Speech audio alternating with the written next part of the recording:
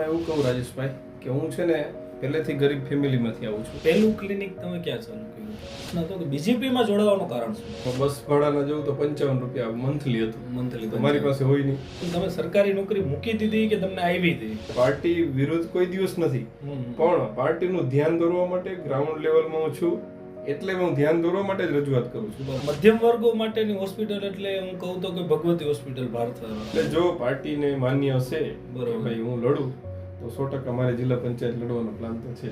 તો તમારા કેટલાક મિત્રો અને તમે મિત્રોથી નજીક કેટલા? મારી દરેક પરિસ્થિતિ સાથે રહી અને એને મદદ કરી. નાનપણની અંદર થી અત્યાર સુધીમાં તમારા જીવનમાં કોઈ આઈડિયા લેવા મારો દિવસ એક પણ એવો નહીં ગયો હજી 12 થી 15 વર્ષમાં કે મેં મહાદેવના એકવાર દર્શન નથી. ખેડૂતો માટેનું આંદોલન અથવા ખેડૂત બાબતે તમારા શું મંતવ્ય રજૂ કરી છે?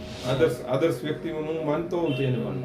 બીજેપી માંથી મેં જિલ્લા પંચાયત માંગણી મૂકેલી જ હતી, મને ટિકિટ નહોતી મળી. સરકારને કયો અને સરકારનું બધી બાજુ ધ્યાન હોતું નથી. એટલે તમારે ધ્યાન દોરવું પડે. હોસ્પિટલ ખરેખર રૂપિયાનું ઘર ભરવાનું મશીન છે. કોરોના કાળનું તો હું વિચારું ને તો અત્યારે મને હજી આમ મારું માઇન્ડ કામ ના કરે એટલો હતો. ગુસ્સો આવ્યો ખરા?